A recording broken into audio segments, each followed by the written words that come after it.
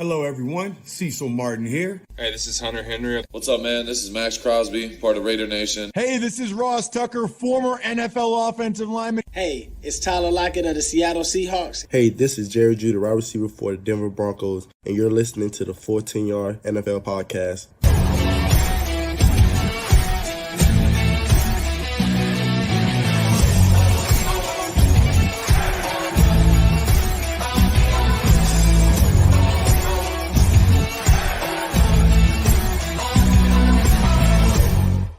Welcome back to the Full10Yards NFL podcast. It's been a cruel summer, but the NFL is back, which means so is the podcast. As always, I'm your host, Sam Moores, and joining me today is a regular guest of the podcast, host of the Go For Two podcast, and also our betting podcast as well. It's Liam Horsley. How you doing, mate?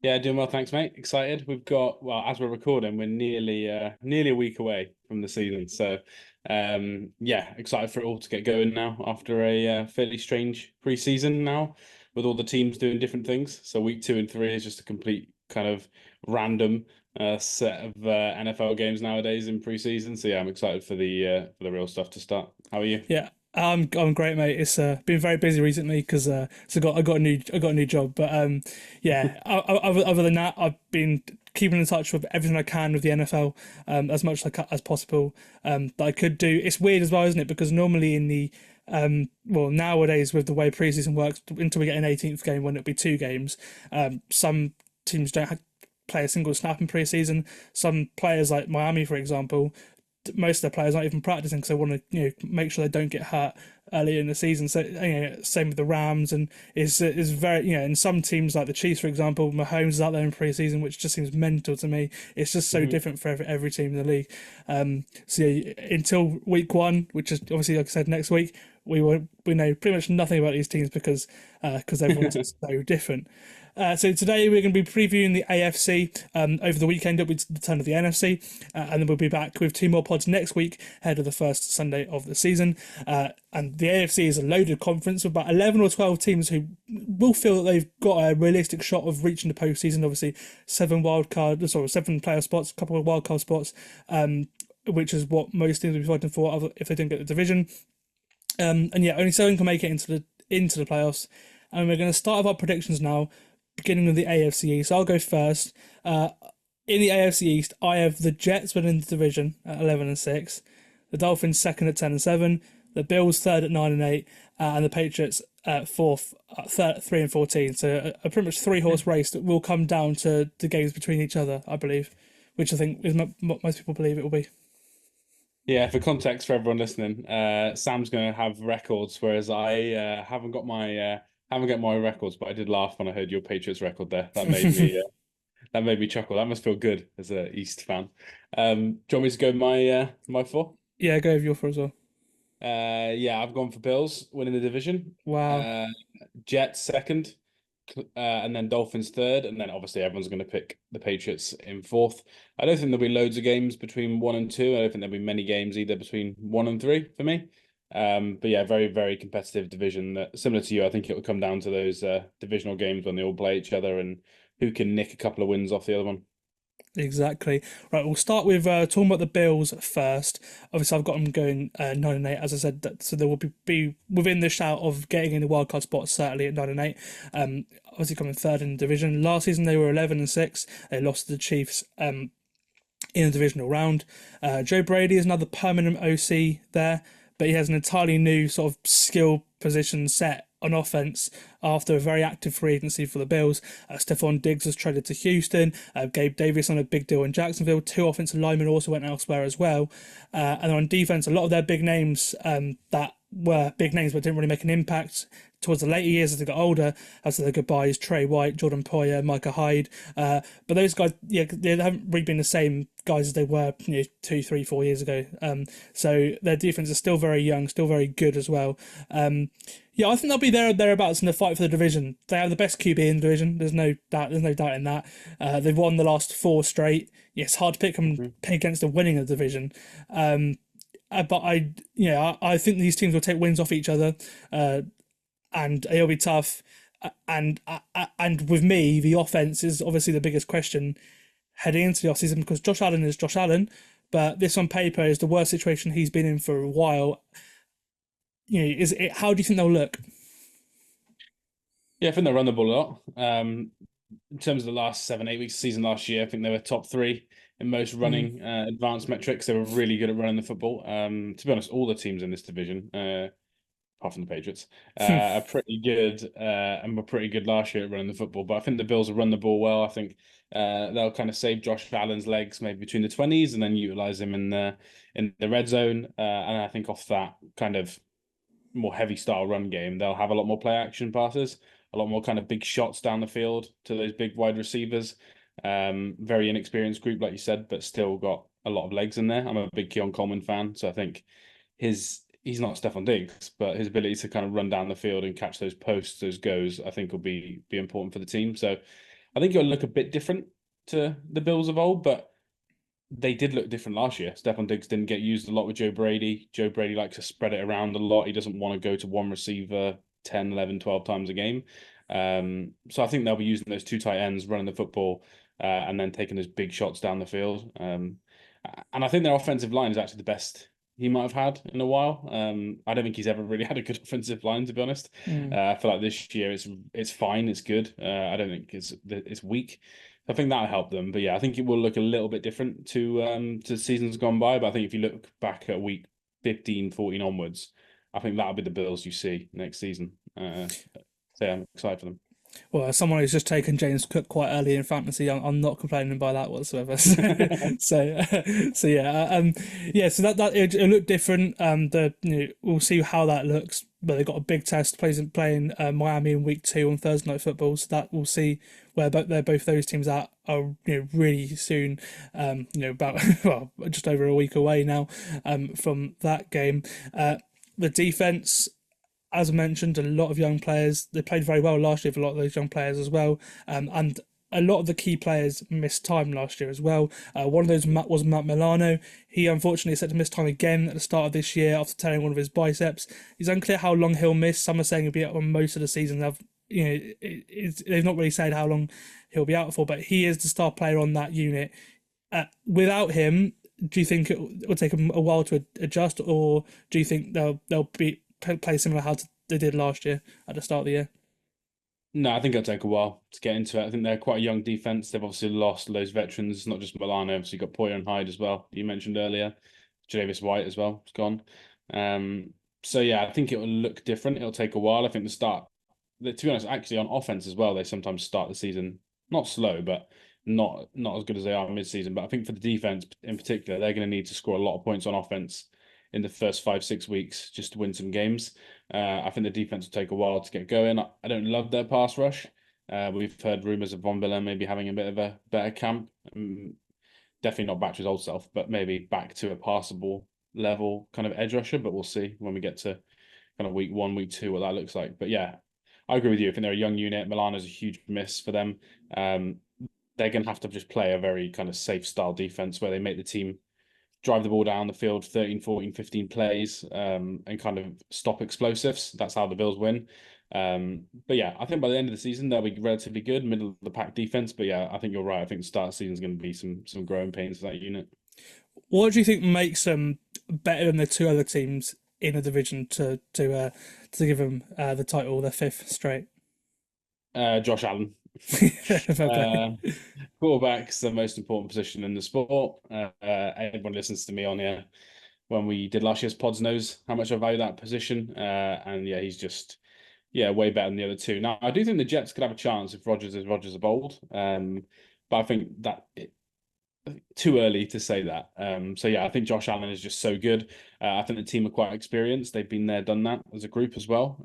They've had a lot of kind of lumps in the playoffs as well. So I think that does mean a lot in the NFL. Continuity is quite important. And I think they've got that on the offensive line, the defensive line. And then even though you take Diggs out, a lot of the other receivers in terms of Kincaid, Cook out of the backfield, Shakir, they played really well with Josh Allen down the stretch last year. So I think they'll be able to do that again. So for me, it's really just, Josh Allen. I'm more worried about the head coach, to be honest. I'm not big John McDermott guy. I think he was a very good head coach in the last 18 months or so. He started to wane a bit. But I did love Joe Brady coming out of college as a college coach. So I've got some hope there that he can help McDermott turn it around. But yeah, in terms of what separates it, it could be one win for me between the Jets and the Bills, maybe 2 wins. And I think Josh Allen is just good enough over those other QBs to get one more win than they do, to be honest. See, I think it'll be very tight between the 3 teams, 2 wins between all 3 of them. We'll talk about the Dolphins now. I've got them going 10-7, second in the division. I got the Jets winning, obviously, because the Jets have the easier schedule of the 3 teams, and I think that may be what gives them the edge. Obviously, a third place schedule. That's just how it works. And that there are bits in the Dolphins and the Bills schedules that are very harsh, and they might, if they put on the run, then they could win the division, especially. With the Dolphins don't have to play Buffalo in December for the first time in like forever. That will make a difference, certainly. And then we'll see what happens. But we'll go on to the Dolphins now. They went 11-6 last year. They lost to the Chiefs, as the Bills did in the wildcard round. And it was their best regular season for like God knows years. 6 Pro Bowlers as well. But even with all that, with record-breaking offense, they were unable to win their first playoff game since the longest streak now, the first division title since 2008 as well. They were in a pole position to do it, but lost 3 of the last 5 games and were pipped by the Bills towards the end of the season. As mentioned, the offense was tremendous, number 2 in the league. Defense is okay, number 22 in the league, but it was the offense that ended up letting the team down at the end of the year rather than the defense. Where it froze literally and metaphorically in big games, all of them in the cold. They struggled in short yardage for a second straight year down the stretch as well, after setting records at the start of the year on offense after an incredibly explosive start, putting 70 past the Broncos, for example. That's something that has to change this year if they are going to end the longest active streak without a playoff win. It has to be the case. I think Mike McDaniel has made an emphasis on that this offseason. They kept 4 tight ends on the roster, which is something they've not done. They've only got 4 receivers on the roster right now as well, which is saying something. There's been a lot of tight end usage after the acquisition of Jonnu Smith. A lot of the time, him in motion as well, which in short yardage could be something that could be make a difference. Certainly it's those things. It's cold games and just not passing it on 3rd and 1, which is a lot of time hurt the Dolphins in key situations last year, and that they have to be better at that, don't they? Yeah, 100%. Yeah, I think for them, as the season went on, it's those big games. They didn't score. I haven't got the stat up in front of me this time from our pod, but I can't remember, against a good team, so top 12 defense. I don't think they scored more than 20 points. They really struggled against those good teams. Obviously, I know one game literally was frozen, which I liked your link a minute ago. But even the other game in Germany, the Chiefs' offense was terrible that game, but the defense, like that offense of yours against our defense, couldn't do anything. So I feel like they need to get better in those big games. Running the ball is going to help with that at the right moments. I think passing over the middle of the field, and to be honest as well, not just every target going to Waddle and Hill, I think will make a difference. Whether it's Jonnu Smith, whether it's Odell Beckham Jr. coming off PUP if he gets there.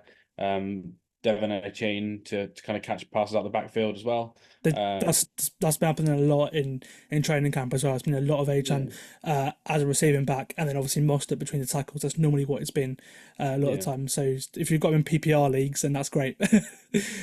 Yeah, I know he's going high in all leagues as well, which is a worry for me. So I do think people aren't realizing how much they'll use Mostert, and obviously his injury history for both of them aren't great. But there's some key things. Can they beat good teams? Can they play in cold weather?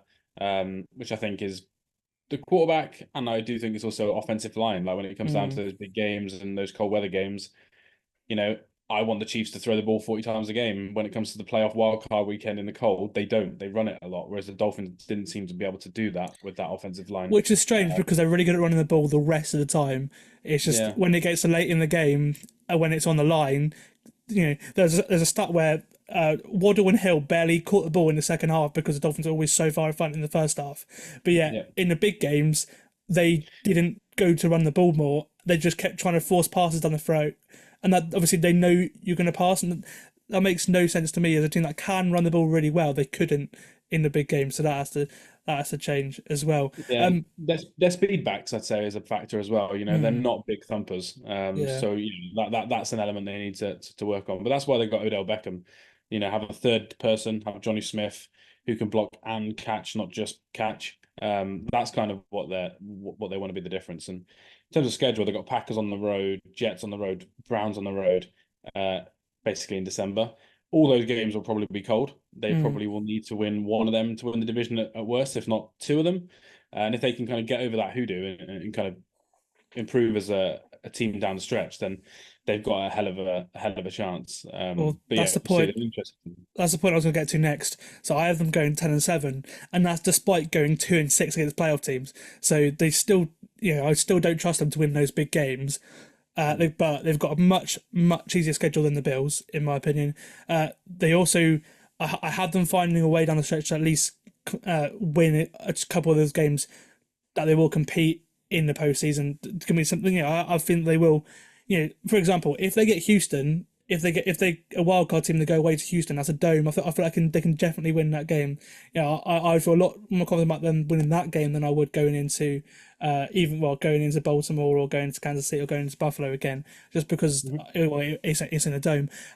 So that's what they're hoping for, I guess. But I think there's going to be an emphasis put on trying to win when they haven't before, and whether that comes from the quarterback Tua, he's looked really good. This is the first time he's actually had a whole off-season training rather than rehabbing, which is just mental. Bear in mind he's now on his second contract. There's been, they try to get him more mobile this year. He's lost a lot of weight as well, and he looked really clean in what he played in that one drive in the pre-season. Hopefully we can see him elevate, which he does do against smaller teams, but he's not been able to do it in the big game now. I know he can do it. He did it a couple of times against the Chargers, the Cowboys last year in the fourth quarter. He stepped up and won the game for the team, but it didn't happen enough last year when you needed it to, and that's what the Dolphins are waiting for on offense. On defense, new defensive coordinator in Andy Weaver. He comes over from Baltimore. It was previously the defensive coordinator in Houston as well. Well, the players seem to be happier in this defense compared to Fangio's defense. None of them really like Fangio. He's now in Philly, by the way. And a lot of the same guys are coming back as well. Remarkably, it looks like Jaden Phillips is going to be ready for week 1 off an Achilles, which is just mental. But Bradley Chubb is starting the year on PUP, and he will probably be ready by October time. But there is one big absence in Christian Wilkins, who's a big hole to fill off the leaving for the Raiders in free agency. There's going to be a rotation that includes the likes of Calais Campbell, Zach Cedar, and Benito Jones that are going to sort of rotate in there. Cedar has done great the last couple of years. Next, Wilkins, we'll see how big of an impact Campbell is. He's played in his defense before. So I don't think he'll be that much of a miss.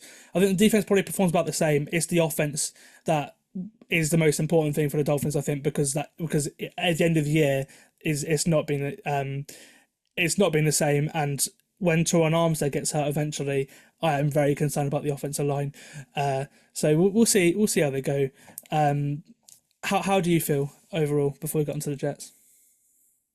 Well, yeah, we spoke about offense. Yeah, I don't love their defense on paper, to be honest. I feel like the offense needs to score a lot of points for them to win games. Really, I mean, you've got losing Xavier Howard's a bit of a sort of negative, you'd say, but I think you got. We'll see what happens. Safeties are great when you've got Javon Holland, Marcus May, Jordan Poyer, Elijah Campbell. Those are 4 pretty good guys, and this is a defense that has a lot. Obviously Ravens played a lot of 3 safety sets last year as well, so I think that's what it will be. But yeah, a lot of basically this defense is being built around Jalen Ramsey and Javon Holland, and we'll see the 2 great guys. We'll see what happens with the rest of the team. But yeah, pass rush isn't really an issue anymore either because of the way that they've had guys develop. Obviously, Chop Robinson coming in, he won't start. It'll be Phillips and next to one of Quinton Bell or Emmanuel Ogba on running downs, and then Robinson, who's not really learned how to set the edge yet, he'll be passing downs. But when he has played on passing downs, he's an absolute threat to stop. So we'll see what happens there until Chubb comes back. But yeah, I'm more confident about the defense than you are, but. That's just because obviously as a Dolphins fan, I watch this team a lot. Yeah, no, all their best players are injury prone. Jalen Ramsey gets injured all the time. Jaden Phillips was injured throughout college. Calais Campbell got injured last year. Zach Sealer doesn't get injured, to be fair. David Long always injured. Jordan Brooks always injured. Chop Robinson got injured in first year of college. So just think they're very injury prone. But yeah, there's some talent there. I love Kendall Fuller. He didn't play well last year, but no one in Washington played well last year. So we'll see if he bounces back. He was really good 2 years ago, like really, really good. So if he plays well, then I've got more confidence. But at the moment, if it go maybe Fuller, I guess, would it be Kahu who plays kind of nickelback? Yeah. Although I think they'll use Jalen Ramsey in the slot a lot. To be fair, as well, we'll see what happens because he played well. He wanted to play there a lot last year. Fangio didn't want to play him, but it's just we'll see what happens basically because I think it's the players are basically saying this is our team now. We'll see what happens. The defense is pretty much all come out and say they can play better. We'll see what happens there. But we'll go to the Jets because they're a huge unknown. I've got them winning the division at 11-6. I just got a feeling they're going to win this division. I don't know why. It's now or never. Well, for a little while anyway. After they went all in last off season, of course, and they've got a really easy schedule. They're going to win games. Whether they win games in division or not is another question. But they're going to win games. They've got a really easy schedule. Last year, obviously, didn't go as planned. They went 7-10 somehow, even after Aaron Rodgers lasted all of 4 snaps before going down in the season opener. The defense was brilliant though. It ended up with 2 first-team All-Pros and carried a terrible offense to a remarkable 7 wins. Saved Robert Salary's job as well, to be fair, because towards the end of the last season they were talking about whether he would last or not till this season. Fast forward to this year, I'm going to go back to what we were saying last season, really, because not much has changed, other than Aaron Rodgers' health. On paper, they look better on the offensive line. They've added Mike Williams and Malachi Corley as well as extra weapons for him. I don't know about you, but I think the biggest question for this whole team is how obviously Rodgers is going to look and also what Nathaniel Hackett's going to do on offense. Yeah, I'm with you on one of them. I don't think Hackett's going to do anything. I think it's basically Aaron Rodgers is the head coach on offense, if I'm honest. But yeah, no, it's all about that health. We just spoke about the Dolphins, but I love Jalen Phillips and I'm worried about his Achilles. So if I'm worried about his Achilles, then I should be worried about a 40-year-old's Achilles. So I think that's more fair than Jalen Phillips. So yeah, I think it's down to his health, to be honest. And it's down to the health, I think, of the players they've added to help that offense. The defense was great last year. The offense was really bad. Everyone blamed the quarterback, which was true, but the line and wide receiver 2 were also terrible all season, whereas they've kind of addressed that with the additions on the offensive line. They've addressed that with the addition of Mike Williams. But most of the players they've added, apart from in the draft, are all injury prone. I think it comes down to that. Yes, Aaron Rodgers could be healthy all season, but I think if Mike Williams, I think if Tyron Smith, and I think maybe if Morgan Moses get injured, it doesn't really matter how good Aaron Rodgers is in terms of the Super Bowl. Obviously, they'll still win 7, 8, 9 games, but I don't think they can win a division if those players get injured. So for me, they're just a team, as boring as it is to talk about, it's kind of all down to injuries. They've got the 4th easiest schedule in the NFL. Dolphins have got the 8th, that we just mentioned. Those two having easier schedules. So they should be able to win this division. They should be able to be a playoff team. And I think less than 10 wins is a sackable offense for me for Salah, but it's just about health. Like even on the defense, they've got some players that are getting a little bit older, that they're a bit injury prone now. So yeah, for me, I think it's that health that's so important for them. And if Aaron Rodgers also doesn't say or do something incredibly stupid in the media after 4 or 5 weeks, which is something we can't predict, unfortunately. Yeah, well, that was my next question. Actually, it's pretty much boom or bust for Salah because, the team's not been well coached since he's been there. Really, no, they've been beaten up by both the Dolphins and the Bills, especially. You know, they've hardly won a game in division since Salah's been other than against the Pats. They've hardly won a game, and even then they used to beat up on them. They've hardly won a game in division. They're going to need to do that this year to win the division because, they get beaten up each and every time whenever they play a division team, and that has to change because they're getting out coached a lot of the time. Yeah, I think so. Yeah, I think his downfall's also been what he does on offense, what he does actually as well, player to player coach, kind of that. How he handles Zach Wilson was pretty bad, and also who he chooses as offensive coordinator throughout his whole tenure has been pretty rough. I think the actual defense, which he still calls the plays for, he coaches great. So I think as a defensive coordinator, he's still incredible and he's coaching well from that side. But obviously he can't do that and all the other stuff. He's really struggling. So I think for him and for the GM, Joe Douglas, it's probably, last year. I'd say if they got in the playoffs, team with the drought as long as theirs, they're going to keep their jobs. But yeah, if they're an 8-win team, even if the quarterback gets injured, if they're an 8-win team, I think it'll be kind of reset in New York and go again. But yeah, I'm with you in terms of game management and who he has as his staff, how he handles one-to-one coach-to-player stuff, he's been pretty bad. I think he's just very good at calling defensive plays. But we'll see this year, finally, having someone else to take the load a little bit, and Aaron Rodgers can help him on offense. But yeah, this is it. Probably last chance for him as a head coach, I'd say, if he doesn't do well this year. And then defense, would you say it's the best defense in the division? Yeah, definitely. Yeah. Obviously the Reddick stuff is very Jetsy. We'll see if they can resolve that issue. But yeah, on paper it's the best. I think it does depend a little bit on if he plays. I still think it's the best.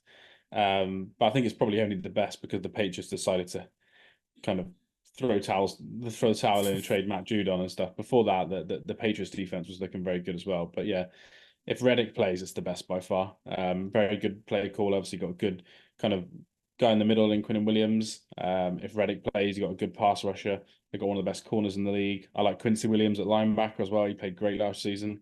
So yeah, I think it's a very, very good defense, and it actually fits the division they're in a lot. Like, these teams do run the ball well, but they run the ball to pass. They look to kind of get those big shots. They're not like the AFC North that just run down your throat. They're looking to run it in a different way.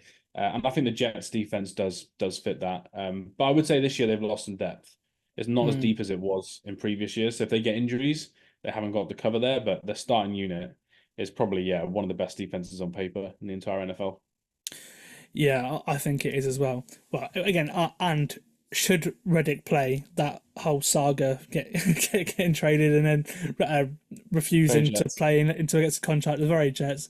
But it looks unlikely he's going to play it as it stands.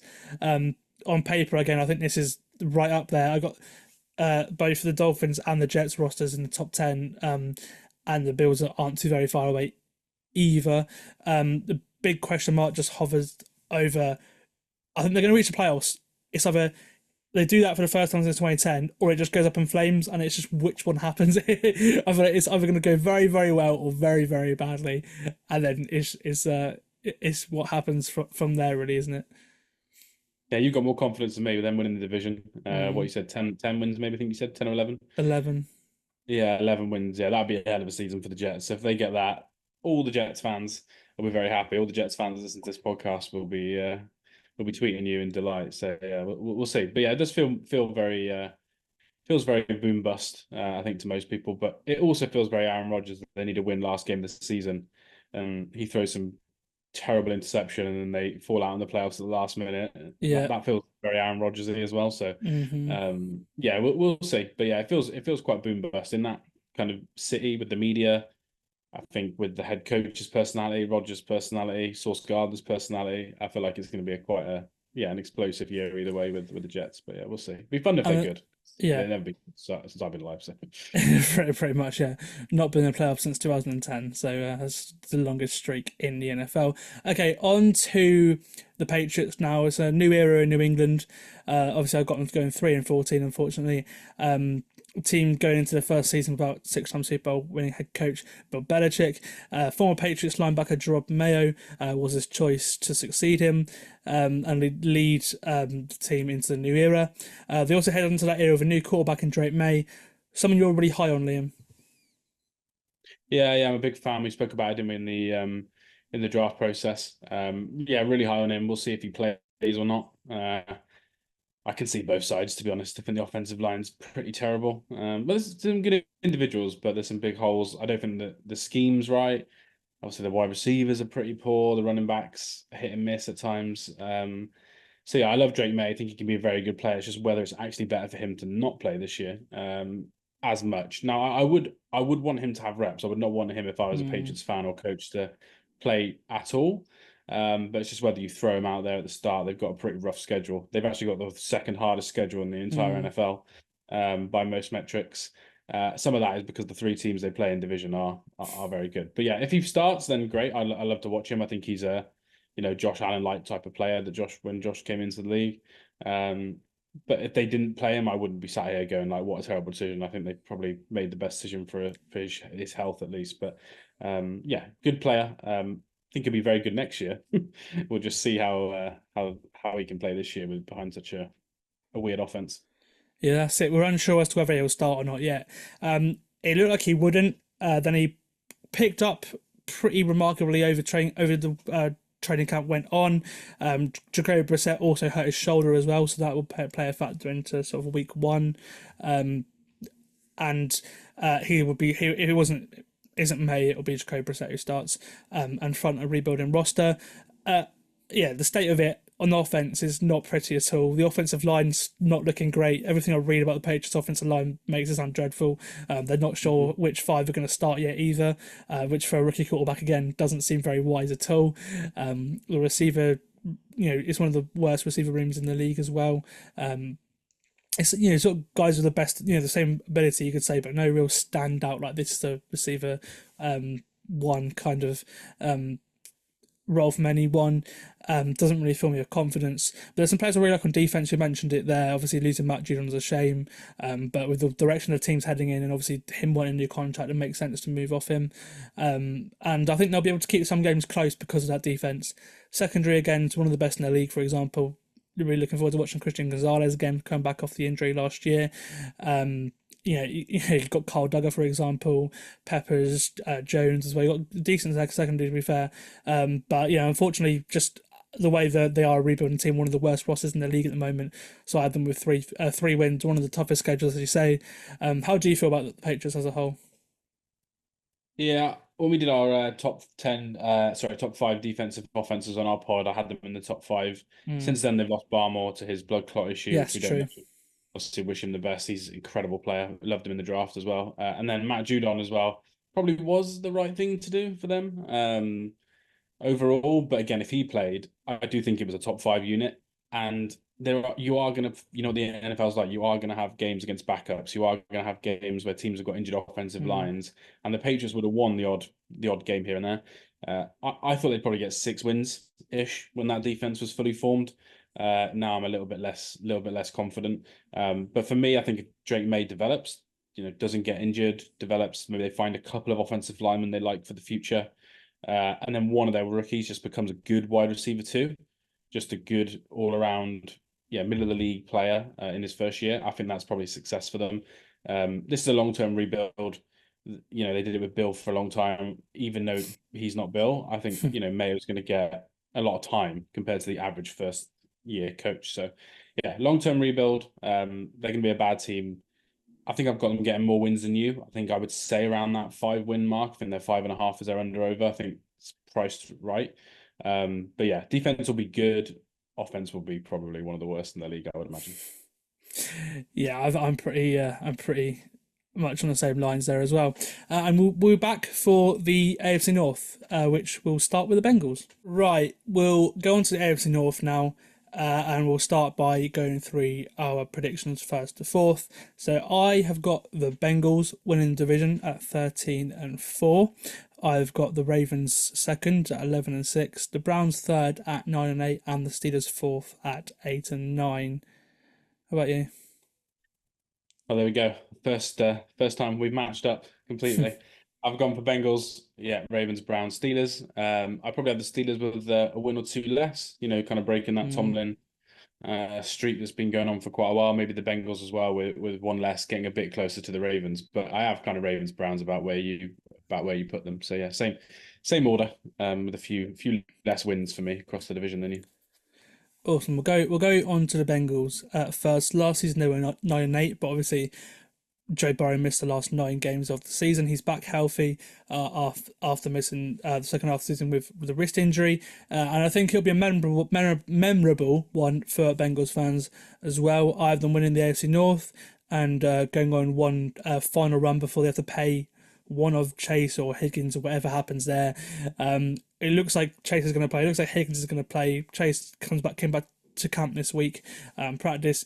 Higgins signed his franchise tag. Both have something to play for as well. So we'll see what happens there. Their defense should be good once again too. But losing DJ Reader is a shame. Geno Stone and Von Bell are going to be a cool safety duo, I think. Von Bell coming back to the team. And the pass rush should be pretty good again, because it always has been. As a Chiefs fan, I'm sure you don't want to see a full strength Bengals team going into the playoffs, do you? Well, I don't know. I just don't think their team is as good as it has been. Really? Oh, see, I think I'd rather play Yeah, I'd rather play the Bengals than the Bills. Hmm. For sure. Josh Allen can, be the better quarterback on the day. Joe Burrow is never going to be better than Patrick Mahomes. But yeah, the offense is I don't very know. good. Yeah, the offense is very good. Breaking news was Jamar Chase didn't practice today. They He not. turned Wow. he turned up late in street clothes, 15 minutes late. Decided not to practice. But we've had that CD Lamb news, and you'll cover that on the NFC pod, I'm sure. But the CD Lamb news probably means he'll get signed, I assume. It'd be very Bengals if they didn't. So yeah, if he gets a new contract, and like you said, T Higgins plays, then yeah, I think the offense could be really good.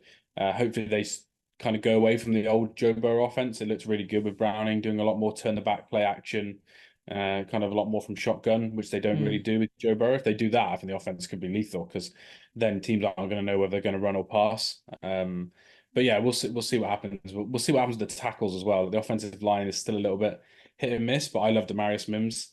He's currently got a pec injury. If he can get back and play, I really like the offensive line. If he's in it, without him, I think it's a bit of a weaker unit. But yeah, we'll see. They're going to put up loads of yards, loads of points. That's just what the offense does with those two wide receivers and Joe Burrow kind of chucking it down the field. But yeah, the defense is the worry for me. I don't think it's as good of a unit. You mentioned DJ Reader there. I'm with you on Von Bell, good player when he was there before, but he was terrible last year. I think Bengals fans like Adam that we're speaking to on the betting pod are hopeful that he can kind of roll back the years, which I think makes sense when he knows the scheme. But yeah, for me, I think the defense is, it's a lot weaker than it has been. Lou Anarumo has never had a bad defense till last year, and last year they were like 26th in the league in the second half of the season by success rate and EPA per play. So yeah, we'll see. I think the main reason for me is the schedule. They've got the sixth easiest strength of schedule in the league, way easier than the other teams in this division. I think that just itself means they're going to win more games. It would not surprise me if the Ravens beat the Bengals twice, but the Bengals win more games out of division and end up winning the division. That's kind of where I see them. I think their offense will be top 10 in the league. I think the defense needs to be average. And if that's the case, they can be a very good team. I'm just a bit worried about that defense, to be honest. The other big worry, obviously, is Burrow staying healthy, because a lot of the time he struggled to do that. That is the big worry. The offensive line is obviously a big factor in that happening. Obviously they've now got the two Browns as well in there. How do you see the offensive line stacking up as a whole? Because it probably, if I look at it, I mean, it looks better on paper than it has before, and than it has done to a lot of the other teams. Like, a lot of teams actually look weaker on offensive line, and then there are some teams that look great on the offensive line. I think the Bengals are sort of one of only a few teams in the middle there, so we'll see what happens. Yeah, they're a strange one because Trent Brown got injured straight away. I know he's off PUP now and he's made the active roster. But Mims started above him in those last games and he got injured. So I think for me, it kind of comes down to health. Like, Mims and Brown are going to be in and out. Trent Brown, I should say. They've got two Browns. Trent Brown. Then that's difficult. They've had a revolving door at right tackle for like 3 years now. But if one of those two gets healthy and they stay healthy for the season, then I think the tackle positions are better. Orlando Brown wasn't very good last year, but in the run game, he's a beast. So if they run the football a bit more to his side, I think he'll be good. It's just that interior, isn't it? I think the way they play as well, those years where Joe Burrow take a lot of those hits, I know a lot of it is on the tackles, but when you watch, a lot of it's pressure up the middle. That's the reason why, that's the only reason why the Chiefs defense, when it wasn't very good, stopped them, because Chris Jones up the middle. I know there's been other teams that have had success. I think Christian Wilkins had a really good game against them, and Oliver as well for the Bills got like 2 sacks up the middle. So for me, I think that interior just needs to play better than it did last year. They've got all the experience to do it. They just got to play better. So yeah, I'd say it's probably on paper the best offensive line Burrow's ever had. But it's just whether they can stay healthy. Very similar to your offensive line, I think, in Miami. It's just staying healthy is key. Are you worried about the type of injury at all? I know he gets injured every year, so there's always a worry with Burrow, but no one's had that wrist injury ever before from the quarterback position. Obviously, he's throwing it fine. They don't want him to throw the ball more than 3 days in a row, so he doesn't kind of wear it down. Are you worried about the type of injury at all, or are you more worried about him just getting another random injury in week 10 like he seems to get every year? Yeah, just in general, but yeah, that doesn't fill me with much confidence, to be honest with you. So we'll see what happens. But I just think, as you mentioned, the schedule is really, really easy compared to the rest of these teams, and I think that'll be a big difference, as well as I think probably well, yeah, AFC North, you never know what's going to happen because of the way the all four teams play. So just have a hunch, but we'll see what happens. Okay, on to the Browns. Yeah, I've got them coming third in the division in a wildcard hunt. They went 11-6 last year, lost in the wildcard round to Houston. And that was a shock after Nick Chubb went down, of course. Obviously, Deshaun Watson went down as well. It was widely assumed that the season was probably over after, especially after Chubb went down. But due to how poor Watson has been, since signing his fully gone guaranteed contract, it really wasn't over. They want to make the wildcard round after, Joe Flacco's comeback player of the year, winning second half of the season, and on their way had the most wins against any team with winning records, which is remarkable because of who they had at quarterback last season. Only an NFC North team could do that, couldn't they? Oh yeah, 100%. Yeah, the whole North is so. This is just typical team for the North. The way they play with running the football, having obviously a very good record, getting blown out in the playoffs. Quarterbacks don't seem to matter in the North as well. Like even when Burrow gets injured or Lamar gets injured or Watson's as bad as he is, those teams. Well, think about who the Steelers have had a quarterback, like Duck Hodges, Mason Rudolph, like whoever. Honestly, whoever it's been, they've still found success with all of them. So they win games. Yeah, and they also win games against good teams as well. It's not just they just beat each other up. They actually all play well against good teams. I know the Ravens have been good for a while, but yeah, it's a very AFC North team in the Browns. Big year for them. I know Stefanski's obviously won crucial year twice, but I still think it's an important year for him. Jim Schwartz won't want to stick around for much longer if they struggle. He'll want either a head coaching job or maybe a different kind of challenge in another team. And then you've got GM Andrew Barry as well, who obviously did the Deshaun Watson deal and contract. I would feel like, if they didn't do well this year, he's probably more likely on the chopping block and they'd probably keep Stefanski. Whereas obviously with Salah earlier, we mentioned that he's probably on the chopping block. It feels like Barry's on the chopping block. So yeah, big year for the Browns. They're all in every year with the type of contract they gave that quarterback, how much money they're spending on older players. They have got quite a lot of money in older players across the roster. So yeah, it's definitely a team that wants to win now. Well, especially they've got a lot of free agents going into the year as well. Amari Cooper, perhaps the biggest. Obviously, Chubb post knee injury as well. That's another thing, like what they're going to do with him. Jedrick Wills is playing on his 5th-year option. Greg Newsome as well. They've got a lot of guys who are coming towards the end of their deals. But as you mentioned, they've got a lot of veterans on that team. They've got a lot of talent. I did a roster ranking, as I always do before the year, and now I have them as the 7th best roster in the entire league right now. The best in this division as well. And yet, because of the quarterback, I have them 3rd in the division, which is just sums up this team, doesn't it? Yeah, it sums up the team, sums up the position at quarterback. But yeah, I'm with you.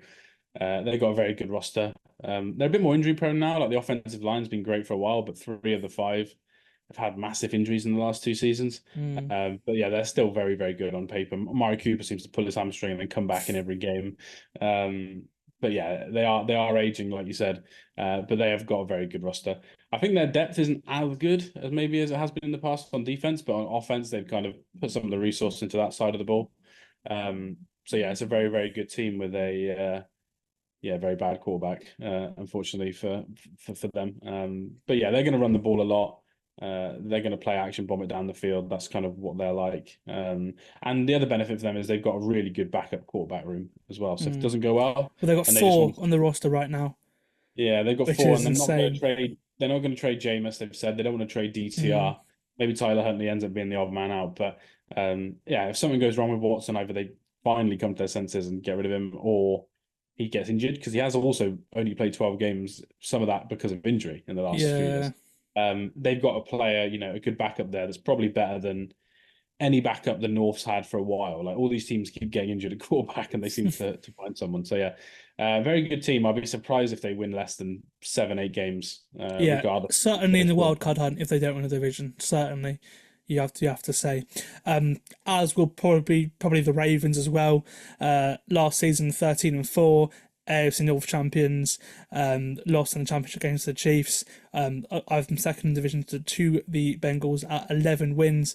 Not many teams are as interesting to me going into the season as the Ravens, because they lost a lot of players. Last year, 8 Pro Bowlers, 6 All-Pro players, obviously the MVP at quarterback and Lamar Jackson as well. With so many upcoming free agents, last season really had to be theirs. and they're a third team we've spoken about in this podcast that had their season ruined by the Chiefs as well. I had them, as we got into the final four, I had them as my Super Bowl favourite. And now I'm not even sure they win the division just because, listen to some of the names they've lost, whether it's Patrick Queen, Stone, Jadeveon Clowney, initially Morgan Moses, John Simpson, Ronald Darby, Gus Edwards, Kevin Zeitler, Odell Beckham, many more. When it came through, obviously they'll re-sign players and stuff, but when it came through in sort of March, that free agent list was just, the losses were just mental. It was like 20 odd players. So many impact players have gone, but their roster, although maybe lacking depth, is still incredibly talented. It's still a great roster. You've got Lamar, of course, and obviously they have one big off-season addition in Derrick Henry. How do you feel this Henry Jackson backfield is going to pan out? I think it probably looks quite good. I'm not sure how it'll go in the playoffs.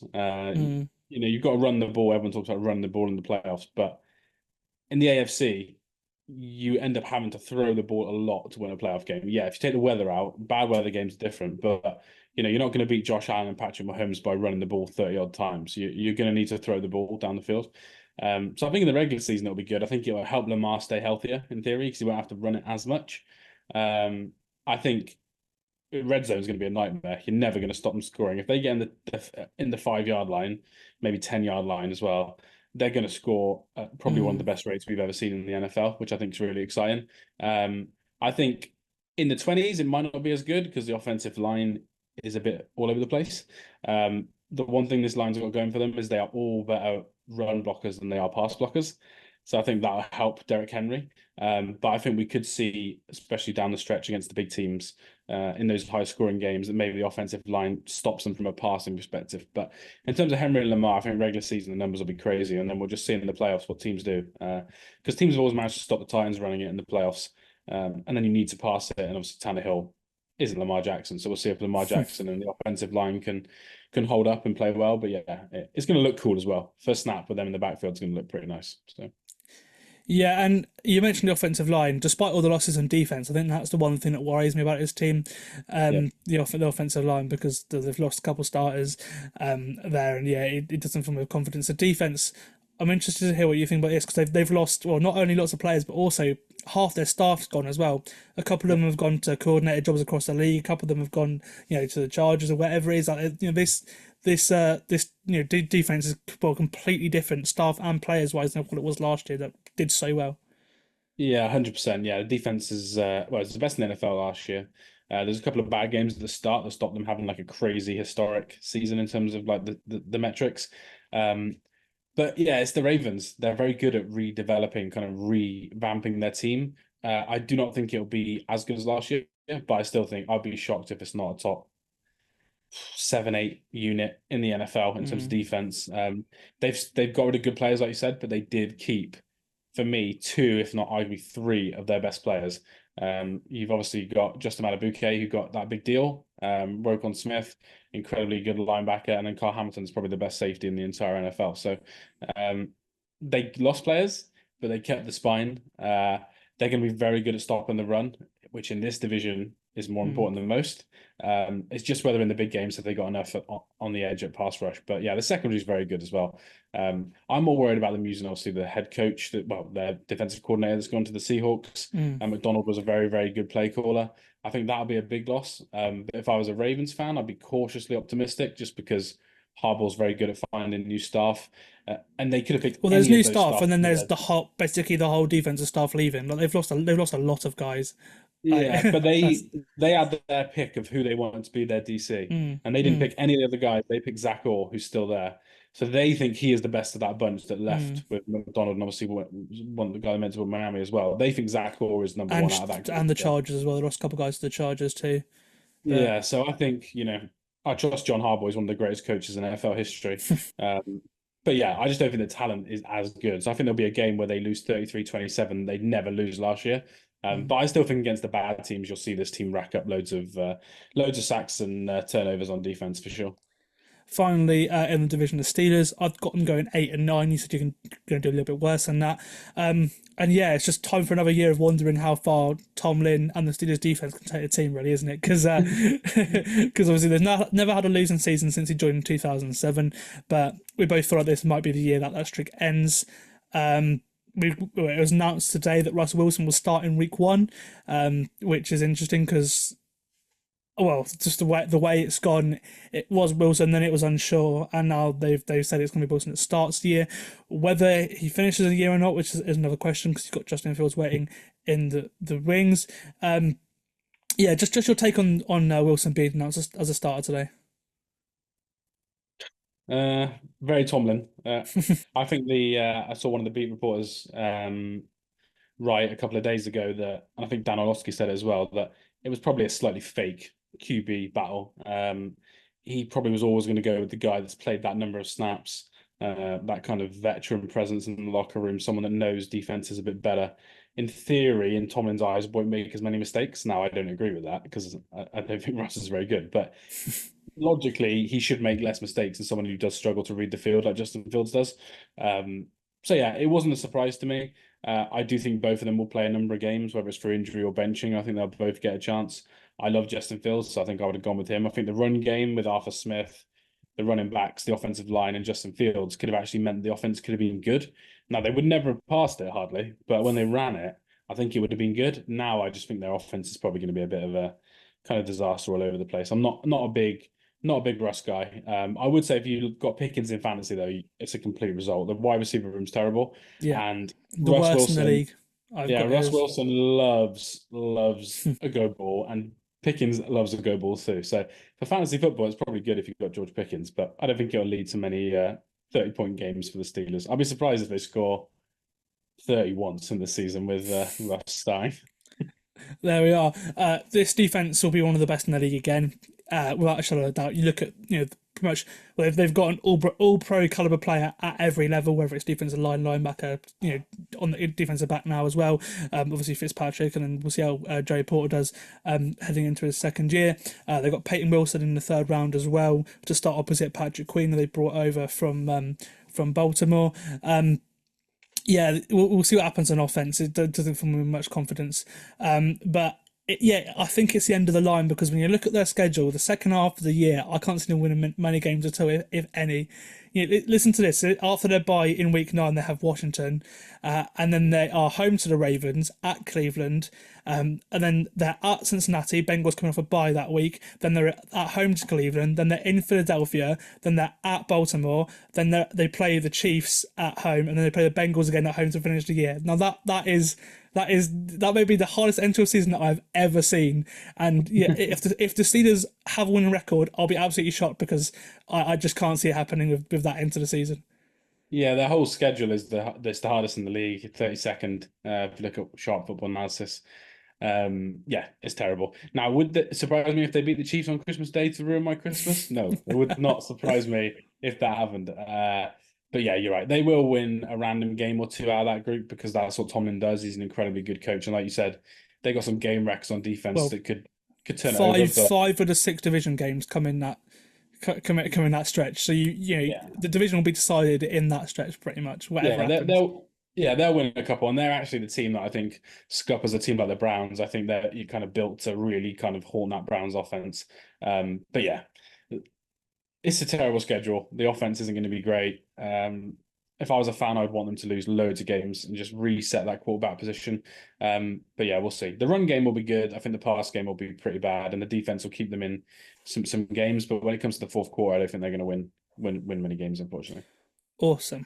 I'll go over to the AFC South now. And now this, for me, I'm so excited to watch this division. I think this actually may be the best division of football, certainly competitive-wise, because I can't wait. I can't wait to watch. So we'll go first to fourth again. So I've got the Texans winning the division, not really surprised there. And then beyond them, I've got I've got the Jags at 9-8. I've got the I've got the Titans at 9-8, and I've got the Colts at 8-9. So it's paper thin between the two of them. A surprise there, the Titans being 9-8 maybe, which we'll get into later on. But Yeah, I think the three teams, the Colts, Jags, and Titans, are incredibly evenly matched going into the season, and of course the Texans are they've been the story of the off season, really, haven't they?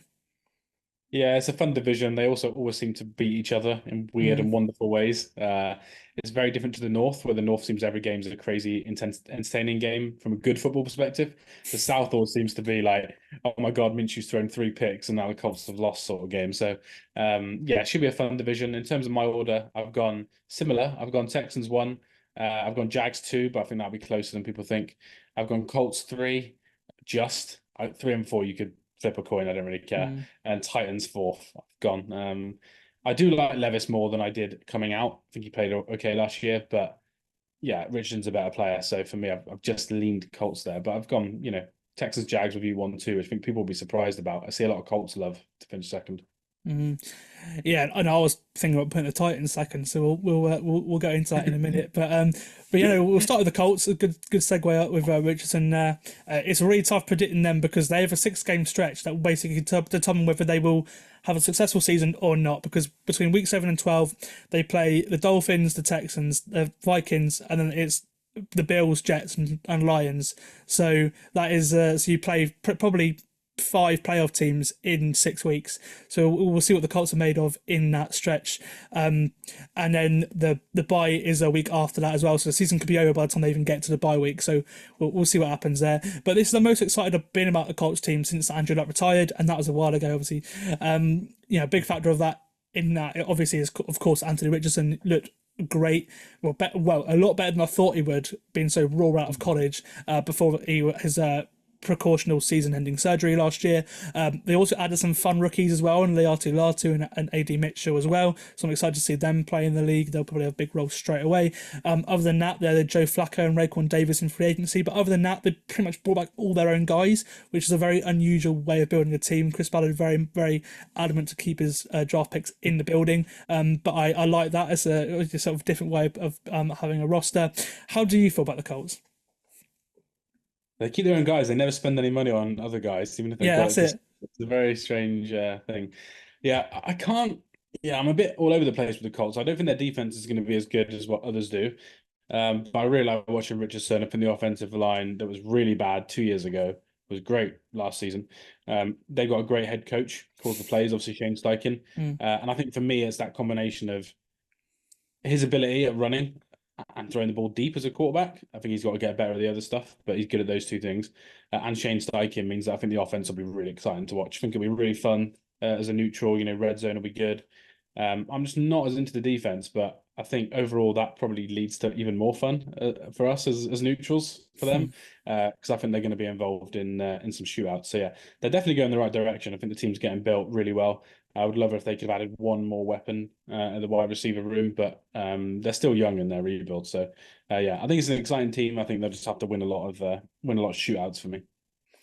Absolutely, yeah, I like them too. I think they're solid, but there aren't stars in this team that you could say that other teams have, and that's the thing. They've got a lot of very good, solid NFL starters, but they haven't really got, a lot of their stars are in the trenches, which is good for building a team. But skill position wise, they're not. They don't really have anyone that will really stand out like that, other than Jonathan Taylor, you could say. We'll see what how he looks going into another season. Now, yeah, I think I will hurt them. Just not really having that sort of superstardom at receiver or at tight end or anything like that. The one guy who may change my mind, obviously, is Richardson. I'm not expecting like a second-year breakout because of how few games he played. Like last year, obviously, played like 5 games. But I mean, how do you feel about him heading into this year? Because been mixed things coming out of training camp. Yeah, I feel good overall.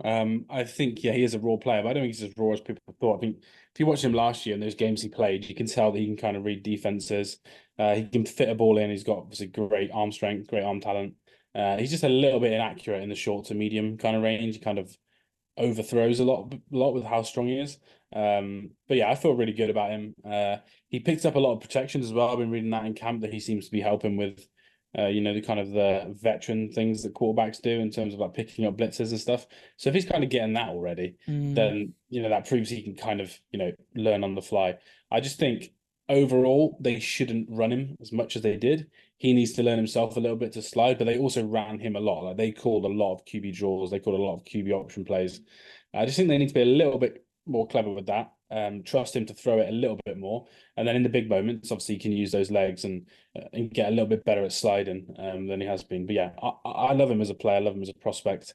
I don't think he's going to be like a top 2 or 3 quarterback like some do, but I think this year, yeah, he'll be a very good player and probably very good in fantasy. It's just got to keep him healthy. That's the key. That is the key indeed. The same with Trevor Lawrence, the Jaguars quarterback as well. And I really don't know how to feel about the Jags after last season's collapsed. Like, I just don't know what to think of them. Obviously, 8-3 in December, but they could only beat the Panthers the rest of the year, finishing 9-8 and missing the playoffs, winning one of their last 6 games. Remarkably, 8 of those 8 wins, only 3 were actually in Jacksonville. 2 were in London, one of those a home game, one of those away game, and then 2 more away. So they could only win 3 of their games in Jacksonville, which is probably a bit of a problem. But to be honest, you're not being able to win at home. I really like this defense. I think it goes under the radar a lot. And you're adding Eric Armstead to Josh Hines-Allen to Trayvon Walker, who it can't really set the edge, but when he's got 10 sacks last year. He's not Aiden Hutchinson, but they got 27 sacks between the two of them, the 2 pass rushers last year. And that defensive line is scary. Secondary is really good as well. Linebackers good as well. My concern is the offense for the Jags. Be interesting to see what the new receiver core is like with Gabe Davis and Brian Thomas coming in to join Christian Kirk. Especially as last season was an offense that pretty much ran through Calvin Ridley, especially in the red zone. So many targets went to Calvin Ridley. Now he's gone. They lost him to the Titans. How do you feel about this Jags offense as a whole, really? I'm just always irrationally high on the Jags, so I'm probably not going to give the answer most people want to hear. But yeah, I love Trevor Lawrence. I think he's much better than people think he is. I'm kind of like that with Herbert and Lawrence. The one thing I want is they keep changing the play caller. So instead of Doug Peterson, he keeps giving the play caller to Press Taylor, who he's had as his assistant for like 10 years across all the jobs he's had. If Doug Peterson calls the plays as a very good play caller, I think the offense will be very good. But if he keeps giving it up, and I think last week, I was reading earlier, they had 4 weeks they swapped. So he was the red zone guy. Press Taylor called 20-20. Then the week after, they swapped again. Then they lost that game because they swapped back. And it's just like, no, just have a plan. Whatever the plan is, I think it should be Peterson all year. But whatever the plan is, stick to the plan. Because I think the offense could be good. Like, I love Calvin Ridley, but they didn't use him great last year. And he did lose a step. Now he looks like he's better for the Titans, which we'll talk about in a bit. But yeah, on paper, I still like the weapons. Like, compared to others in this division, I think the weapons are fine. Compared to the AFC, I think the weapons are fine. I really like what they've got out of the backfield. I'm a little bit worried about the offensive line. I hope Mitch Morse makes a bit of a difference coming in at center. I just think they need their left and right tackle to stay healthy and be good players. They have to be great. They have to be good. And if that happens, I think the offense will be very good. I think Trevor Lawrence is still underrated. The only thing he needs to get better at, not the only thing, but the main thing is fumbling. If he just stops fumbling the ball, then the other stuff he's great at. And he's looked really good in preseason. Preseason's just preseason, but he's looked good. So yeah, overall, I'm really high. I'm with you on the defense. I like them more than most. A bit worried about the safety unit, but apart from that, I like it. But yeah, I'm a Trevor Lawrence stan, so I think they'll be good, and true Jag style, they'll probably beat the good teams and lose to the crap teams. Yeah, and that's the thing as well, just ending on Lawrence. Obviously now one of the highest paid quarterbacks in the league, up there with Jordan Love and Burrow and everyone else. The talent is there, but we're just all wanting a bit more now. So hopefully this will be the season where we do see a little bit more now going into what is it, 4th year. So we'll see what happens there. Right, on to the Texans. Last season 10-7, won the division, lost to the Ravens in the divisional round. I've got them going 12-5 this year because they're the story of the offseason. They've added so many players. They now look like one of the teams to beat in the entire AFC, you could say. And with the way that CJ Stroud played last year, they've certainly found their quarterback. And now they're giving him even more weapons, the weapons he already had in the first place, which again was still sort of above average sort of set of weapons. They're going win now with the acquisitions of Stephon Diggs and Joe Mixon, obviously 2 players at the very end of their careers.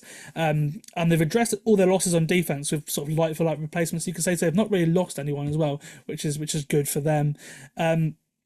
Yeah, some young pieces who played brilliantly last year. Will Anderson, obviously Derek Stingley played well as well. obviously after being hurt in his rookie year. Looks like second round pick Kamari Lassiter is going to have a big role in this defense as well. And then you've got experienced guys like Daniil Hunter, Jimmy Ward as well, as is Al here to add to this defense too. So it's some roster. Whether it all comes together or not is another question. Yeah, this is not the year for them. Everyone said that about so many teams, and if you've got a great quarterback, every year you're in contention. But this is definitely a year where on paper they're probably going to have their strongest or one of their strongest teams that they'll have on paper. Obviously, as he gets a bit older, they'll have to start paying other guys. But yeah, it's a great roster. The defense they had to do a lot too. I thought was quite underwhelmed by the defense last season. I think that really cost them in the Ravens game. But yeah, it looks much better this year. He's gone and got his guys, like you said, like Al here. And Jimmy Ward stayed as well. They could have cut him to save money, but they kept him, which I thought was a clever move. So yeah, defense will be good. I could do with maybe one more run stuffer. I don't think they'll actually be very good at running the ball or stopping the run.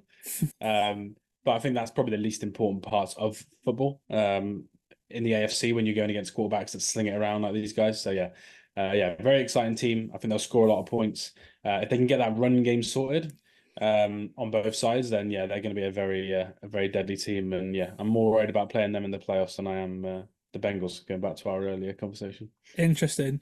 If I was to highlight a weak point, it'd probably be the offensive line, which besides Larry Tunsil isn't great at all, and that does worry me.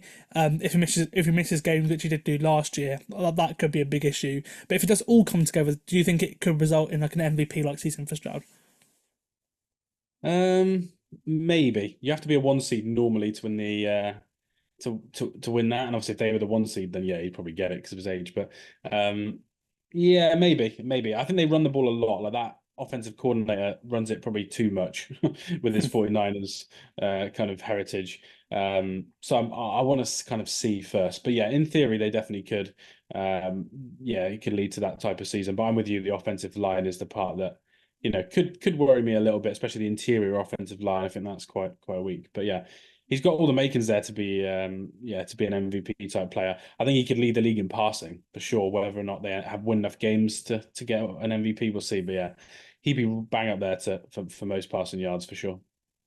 And keeping Bobby Slowick around for another year rather than going for a head coaching job is perfect for them, because that scheme, that offense is and the way he called plays last year for Stroud really worked as well. So good to have continuity for Stroud and obviously with the rest of the offense as well, rather than him going for a head coaching job, which it probably depends how they do this year. He might leave, but like, he'll get a head coaching job at some point. It's just when. Yeah, it seems that way. Yeah, he's just got to stop running the ball every 1st and 10, and it's just a really strange thing that he does. But apart from that, his passing game is great. Really smart guy, very good at going for 4th downs as well. And D'Amico Ryans as well on the other side, head coach. We haven't mentioned him yet. He's very, very good at his job, calling plays, leading people. He himself maybe can be a bit more aggressive on 4th down, but I think when you've got these weapons now, I think he'll be a bit more tempted in year 2. So yeah, overall, it's a very good staff, top to bottom, to be honest. Awesome. Finishing with the Titans in the AFC South, I've got them going 9-8. They went 6-11 last year, and they're the big favourites to come 4th in the division. But I'm not so sure that'll be the case, because I really like this Titans team. A lot has changed in the off season, and I like what they've done. Mike Vrabel was fired at the end of last year, which may have seemed unfair, but I think it was time for a change, especially the way they've sort of crumbled in the second half of the last 2 seasons. I think it was the beginning of the end when the GM came over from San Francisco. Vrabel didn't really fit that, and they had a lot of arguments going into last year as well. And in comes Brian Callahan as head coach. Denard Wilson comes over from Baltimore as DC as well, so another guy who's the Ravens have lost in that aspect. Obviously, Callahan's dad is going to be in charge of the offensive line. He's one of the best in the business as well, so that'll be a big impact for the Titans.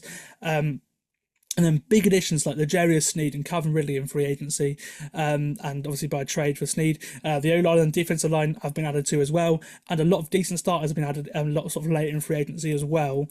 To be that aggressive in the offseason, they must be pretty in love with Will Levis, aren't they?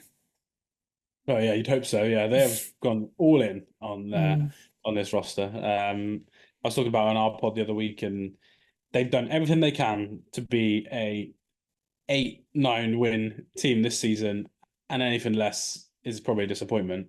But I'm not sure long term they've really helped themselves. How much money they've spent. They spent a lot of money on guys with a lot of injury problems as well.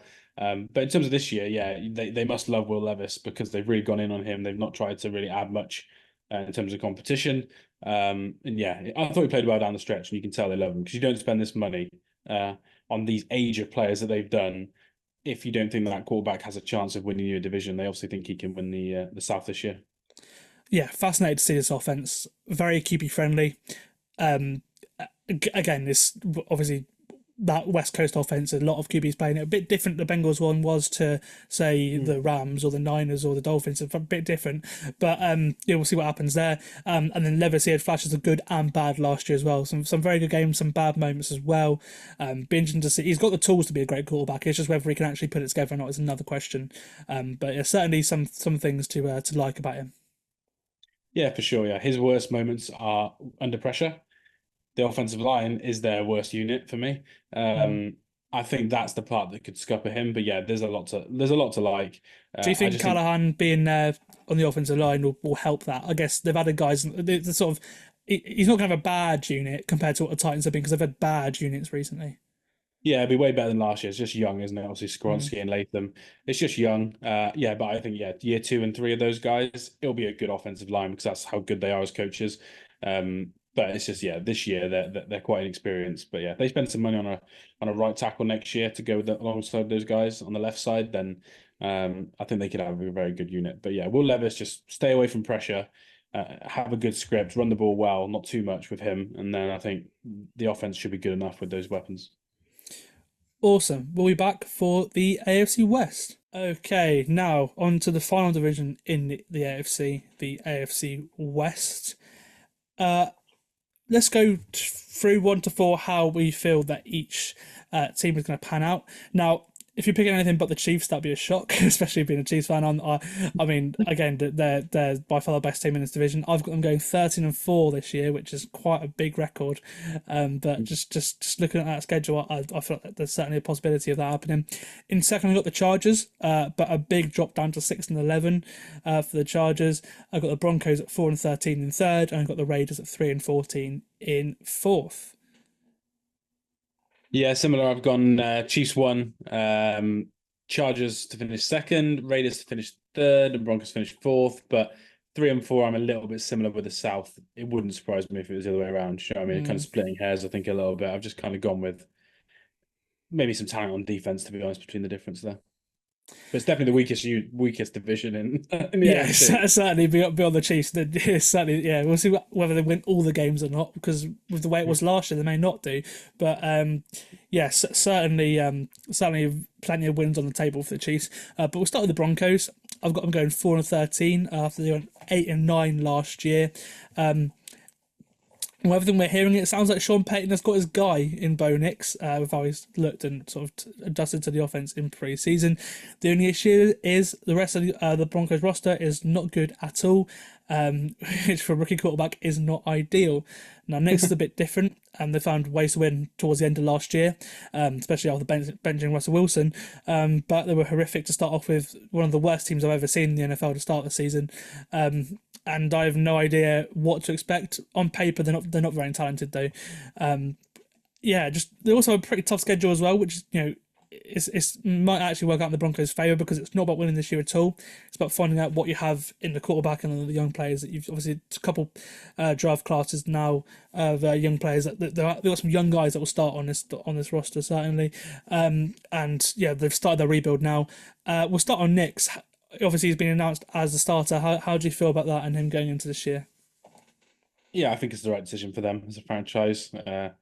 Obviously, didn't love him in the draft process when we chatted about him over the summer. I thought he kind of went in the right area in terms of the order. It's just they all seem to go a bit higher than people thought. But for the Broncos, I think it's the right decision. If there's not any, because I think Andy Reid and Sean McVay could as well, but. Sean Payton's very good at getting quarterbacks into a system and kind of getting them to follow that system. Bo Nix is very good at kind of point, shoot, tell me where to throw it, I'll throw it. And he's actually better on the run than people think. I think that'll be an asset for them this year. Definitely the right decision. Should start. Payton's too kind of old and doesn't want to stick around that long. That I don't see the point of wasting a year. I think Bo Nix has played a lot of snaps compared to some of the guys we've chatted about on this pod before, quarterback who've come through the draft. So, yeah, definitely the right decision. I think the offensive line is actually pretty good, which helps Bo Nix. Doesn't mean they'll be a good team. We'll see how interested and how long Sean Payton sticks around. But I just think starting him is the right thing to do. Whether they should have picked him or not is a different question. But he definitely should start, and he's looked okay from what I've seen in preseason as well. Well, that comes to my next question, because this just feels like it feels odd, Sean Payton being in charge of a team that's like this. Like they just especially he's been around the league for a while now. We'll see what happens. Maybe if the Cowboys job comes up or not, because I think Jerry will certainly want him. But I think that's where it'll go. I think that's if he does be the only coach to get traded again, because obviously he got traded. I wouldn't surprise me if he gets traded again, because it's weird for him to be in a rebuilding roster. It doesn't fit his style, doesn't fit his age, doesn't fit how much money he gets paid. But we'll see. Still a good head coach and got them more wins than I thought he would last year. So we'll see. Again, towards the end of last year, he really got them playing compared to what it was at the start of the year. Certainly did better than I think many did, going to 8 and 9 in the end, which didn't look likely at the start of the season. And then as a roster as a whole, how are you feeling about the Broncos? Like I said, offensive line's pretty good. I think it's better than what the average person probably thinks it is. I think the defense is a bit weak. I still think that's the area they need to kind of strengthen next. Apart from the obvious gaping hole that is wide receiver. Colin Sutton, I think, is a good player, but I don't think he's a number one. So for me, I think it's one of the weaker units, but I do think there's some bad offensive lines this year. And I think, between a good offensive line, which I think they've got a good head coach, and a star player, obviously, in Patrick Surtain, I think, it's not a bottom 3 or 4 roster in the league. But again, we said with the Colts, it lacks real star talent, and even more so than the Colts as well, for sure. So there's still a bit of rebuilding to go for me for them. What about you? What do you think about their roster? I actually think it'll be better than it was last year. Its problem is they've just got a very, very tough schedule compared to a lot of the other teams, and that will sort of hurt them in the end. I think I wouldn't be surprised to see them with more wins than 4, which is what I've got. But when I was just picking through, there were a lot of games where I didn't feel confident about them winning. So that is, but I actually think they'll be better than they were last year. Again, also nice new uniforms to start in the new era too. They're better than the ones before. I know Charlie really likes them, and I just think the outlook on the Broncos as a whole is not great. But I think they needed to do something like this to sort of restart the franchise, because since Peyton, they've just been average, mediocre the entire time since that. I feel like they needed a reset like this, because they've basically been hanging on to the same thing since then and not having the same success. Yeah, they needed a reset. There's rumours they trade Surtain. I'm glad they didn't. I think you need those guys, and we'll see what Nick's is like. But you're building behind a player like Nick Surtain, obviously a good offensive line, a star head coach, someone at running back that I think could still be pretty good. And then linebacker core that's all right as well. So I think there's some pieces there. It's just maybe they're one for a younger head coach that's got 2-3 years before they're good. But you're right. I think they've done the right thing as a franchise. The Russell Wilson move was the wrong one, but what's the point of just carrying on down the wrong path? People laughed at them for the decision they had to make with him, but it's the right decision. It just means short-term pain, but I think long-term it will provide them more benefits. So.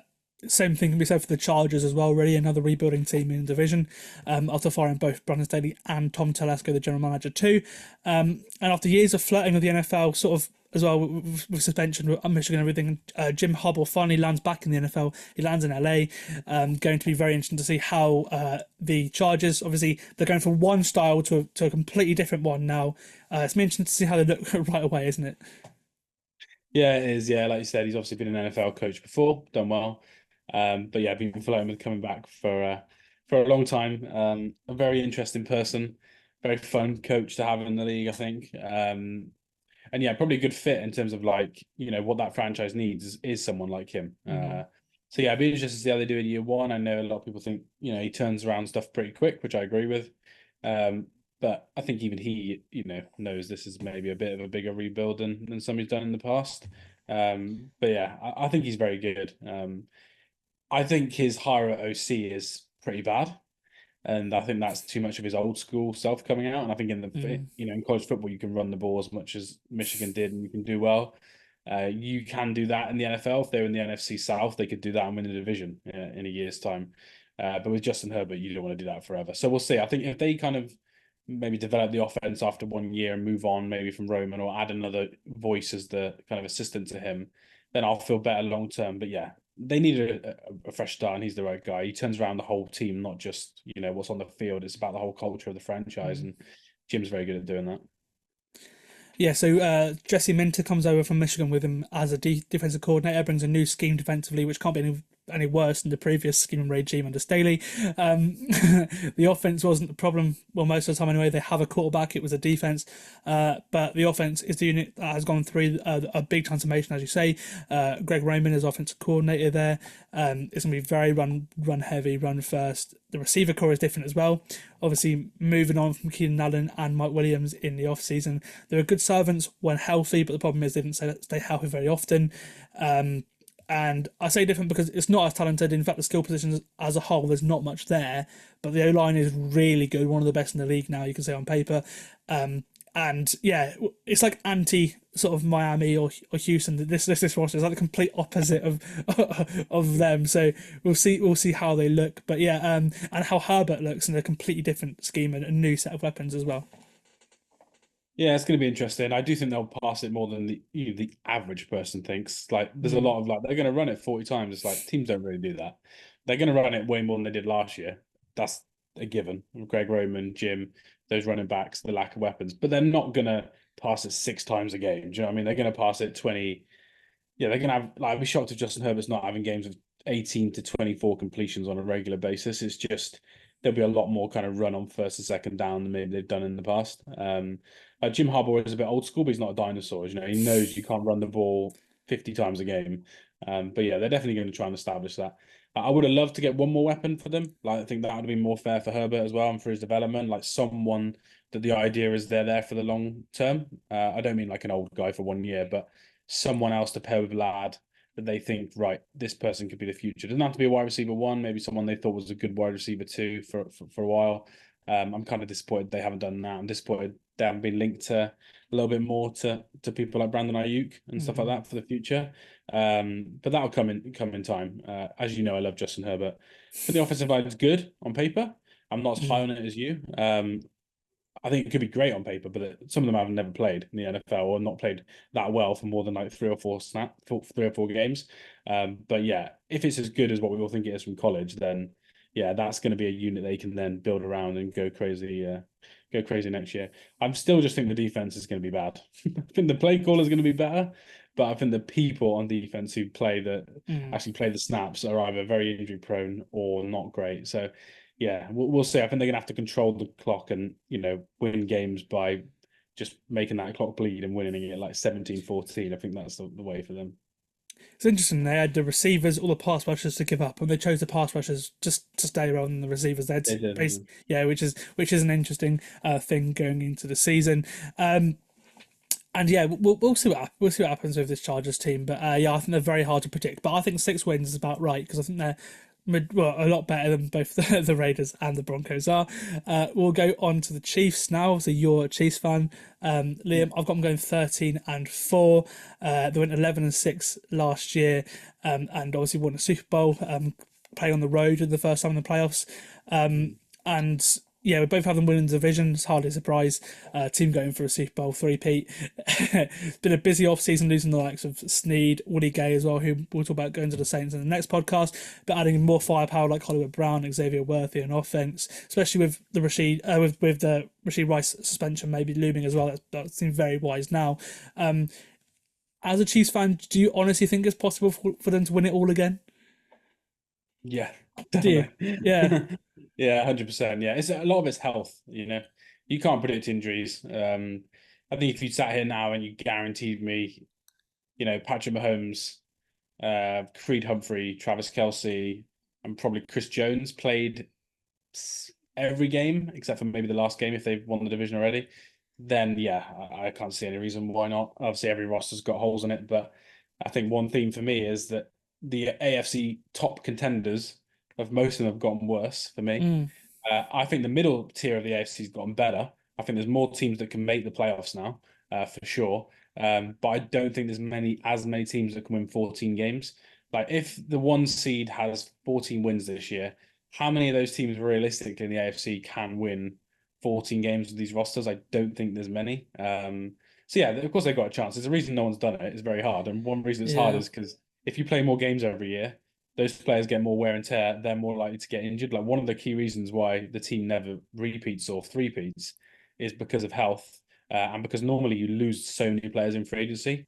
Now the Chiefs did it with the the youngest roster to win a Super Bowl, and the third youngest roster to win a Super Bowl. So they're a bit more unique in that aspect. But you can't predict injuries, so it wouldn't shock me if that was what derailed the season. But yeah, I would be pretty disappointed if they weren't in the AFC title game, and then you're down to the final four, and you just take Patrick Mahomes over anyone. But yeah, I think as long as they get to a title game and they don't flame out wildcard weekend and stuff, I think fans would be silly to be disappointed after what's happened. But yeah, I think of course they can win it. Patrick Mahomes is best quarterback to ever play. So you mentioned it there as well. I mean, that there aren't many teams that can get to like 13, 40 wins. I think I've only got 3 teams with above 12 wins, which pretty much says obviously, and they're the 3 teams that I think obviously the Chiefs, the Bengals, and the Texans are the only 3 teams that I think actually can challenge for the Super Bowl.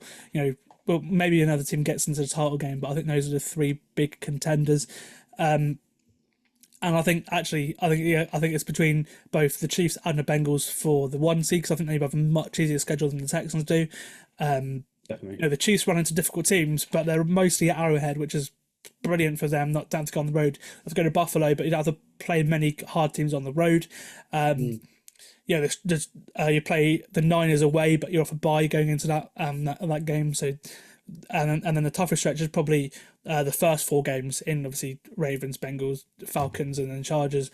That's probably your toughest stretch of the season. So if the Chiefs are 3-1, I think they're going to have a very, very good season.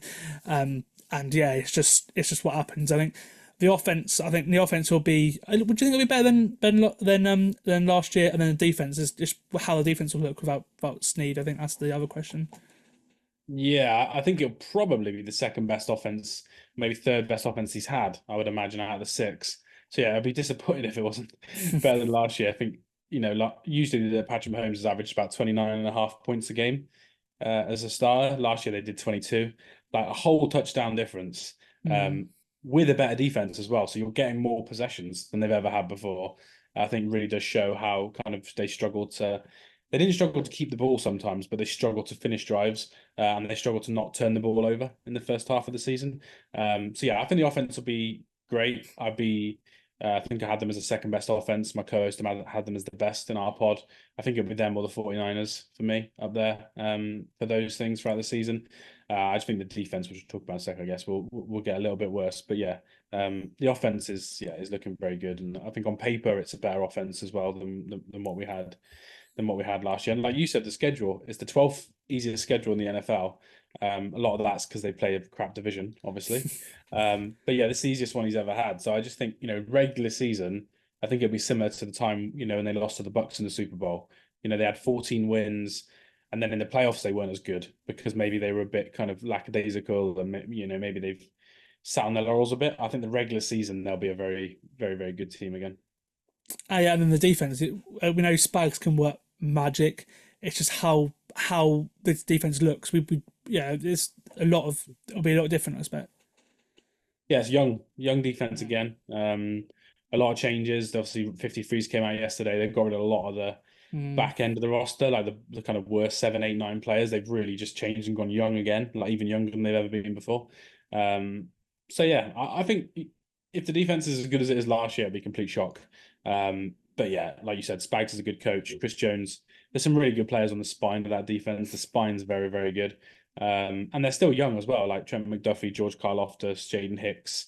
They're either like first, second, or third year players that are going to kind of start for the team. So I think the defense will be good, but it'll be worse than it was last year for sure. But I think, the offense not punting on 4 drives in a row means the defense doesn't need to be as good as it was last year. So I think it'll be the team will be the other way around this year. It'll be an offensive first team. And yeah, we'll see how good the defense is and see if Spags can, get them ready for the playoffs. I think that'll be the key thing for the defense. Awesome. And then we'll finish off with the Raiders. Last season, they went 8-9 somehow after firing Josh McDaniels after 8 games. They're nowhere near a playoff team at that point, but Antonio Pierce came in as an interim coach and rejuvenated and they made it to 8-9. Obviously, the win on Christmas, the highlight of that. Yeah. And unlike with Rich Bisaccia, he was actually awarded the full-time role after a successful interim period. So he's in charge now. And actually, their defense was actually okay last year. Like, it was actually, it was the offense on the other hand that massively underperformed. I think last year the record sort of flatters them a bit. I think they'll be better than last year, but I just struggle. They got a tough schedule with the Raiders. 3 wins maybe a bit harsh, but I think just a way the schedule planned out, I just find it hard to give them wins. And they've certainly had a go at getting younger, especially on the offense. Although the Brock Bowers pick doesn't really make much sense because you had Michael Mayer there. Great player, I guess, best player available. Again, Powers Johnson in the second round as well. We'll see how much both of them play. Powers Johnson's got injured in camp. I think they're better than last year, but that the schedule's brutal and the quarterback position as well is it's one of the worst rooms in the league. Yeah, schedule's rough. 24th in the league. Worst in this division. Obviously, some of that's the Broncos is worse, but some of that's because they play the Chiefs twice. As the other team, the Chiefs don't play themselves twice. But still, I think I'm with you. It flattered them a little bit last year. Felt like they got lucky a bit with playing backups. That crazy game when they played Eastern Stick for the Chargers. I can't remember they scored like 60 points or something like that in that game. I think. It's a very strange team. It feels like the Titans, but without a quarterback. Like, the Titans think they've got their quarterback. The Raiders have gone, right, let's spend loads of money on a defensive tackle. Let's keep our edge rusher. Let's keep Devontae Adams, pay him loads of money. Let's go for a kind of luxury tight end pick, like you mentioned earlier. Let's not really invest as much on defense as we probably should in the secondary. But then their quarterback's Gardner Minshew. I actually don't mind Minshew historically, but I think we're going to kind of see how good Shane Steichen was as a coach to get as many wins out of him. I think him and Aiden O'Connell are going to play. Yeah, I'll be surprised if they don't play at least 6 games each. Like that, I think it'll be a back and forth. And this could be me being a bit of a AFC West hater, but I don't think he's going to be a very good head coach as well. I think it was easy to kind of be like a rah-rah, turn them around, get motivated. Like, everyone hated Josh McDaniels. Everyone definitely hated Jimmy Garoppolo if you watch Receiver on Netflix. But I think when it actually comes down to it, it doesn't feel like, to me, he's a modern day really head coach. He's got a couple of hires, okay, but between that and obviously hiring Telesco, who's had an awful run at the Chargers, I just think the franchise thinks they're ready to win now. But it wouldn't surprise me if we get to deadline and they're trading Devontae Adams to someone to kind of reset. So I think they'll beat a couple of good teams because they've got stars, and if those stars play well, but long term, the team's a bit of a mess with paying so much money to 3 or 4 guys, but not having a quarterback to play. They should have done what the Broncos and Chargers have done, and that's because they needed a reset to get a quarterback because they've again been in the same position. They went, the Jimmy Garoppolo contract. I know it's McDaniels. That may be one of the stupidest things like a team has done. if we're looking back at it last year, and they've tried to get a quarterback each time. We've had rumors and trying to make trades and stuff, and it's just never really come to fruition. But look, I've got them at Dak Prescott, that's the latest one. Yeah. Well, that's the thing. I've got them at 3 and 14, so they're going to have the choice of the number 1 overall pick, or again, if Dak hits free agency, then there's that as well. So there may be hope even accidentally for the Raiders, but they're not trying to tank. But I just feel like they're not going to have a great season, unfortunately. That's the AFC previewed. It's been great. If you were to pick your 3 wildcard teams to make the playoffs, who'd they be? I've gone Jets. This is not in order. Actually, if I went in order, I'd go Ravens. They'd be the 6th. The 5th seed. Jets would be the 6th seed, I think. And then I've gone for Jags, 7th seed. Okay. For me, it would be sorry, it's just loading up now. It's brilliant. Definitely Dolphins. So the Dolphins are a wildcard team after the Jets won division. So my 3 in the AFC are the Ravens, like you, as the 5 seed, the Dolphins as a 6 seed, and the Bills as a 7 seed as well.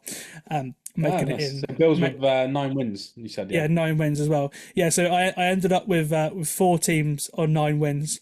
The Bills, the Browns, the Jags, and the Titans. And the Bills got in because they had the best in conference record, going 7-5 in conference. Yeah, bad season for the Browns. For both of us there if they don't make the playoffs. But yeah, I think we're pretty aligned. Obviously, we had Dolphins, Jets the other way around and stuff. But pretty aligned. I'd be shocked if we haven't got the Ravens, Texans, Bengals, Chiefs. Like, if any of those teams don't make the playoffs, I think there'll be a bit of a shocker. But yeah, we'll see. I guess you've gone for Dolphins. I've gone for Jags. Trevor v Tua. We'll see. Yeah, we'll see. Well, again, fascinating. They've both been paid. See which one can lead their team after sort of disappointing end to the seasons the last couple of years. Anyway, Thank you for joining me, Liam. It's been great to have you on the podcast again. As always, I've been Sam. It's been Full 10 Yards NFL podcast, and we'll see you for the NFC preview, doing the same thing again at the weekend.